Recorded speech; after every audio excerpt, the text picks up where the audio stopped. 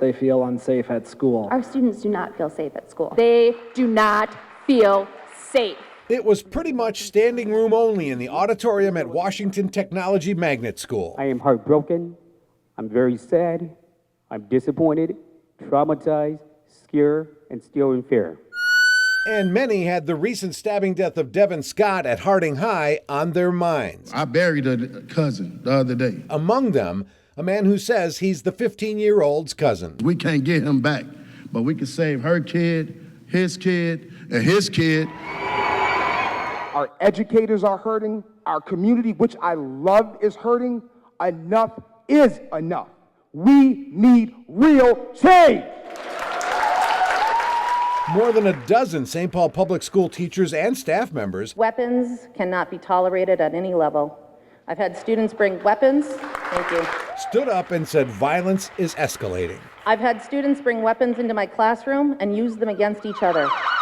And they say it's happening in many classrooms across the district. But this school is where adults dodged bullets from a drive-by shooting, and school is a sacred place. Regularly, I listen to my colleagues having to talk themselves into entering the buildings. And in my time working for SPPS, I have witnessed middle school students bring weapons to school, make threats about shooting up the building, throw classroom items at educators and other students, hard enough to cause serious injury. I love my students. One teacher saying some of her elementary students are facing tough challenges. As an elementary educator, I worry deeply about our students' futures. They are struggling so much at the ages of 4 to 10. And she says they're not escaping the violence either. Our staff and students have been physically assaulted over and over again.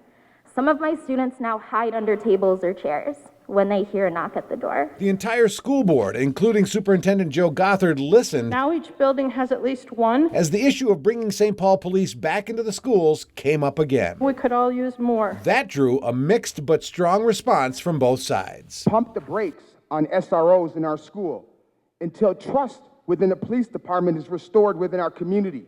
As a black man, I never felt safe, and my family did, calling the police. The principals did not okay bringing or taking the police away. The superintendent didn't okay it. I don't know who is informing the school board, but it isn't the constituents, because I can tell you what, people have had it. Please make a change, keep the police there, keep us safe.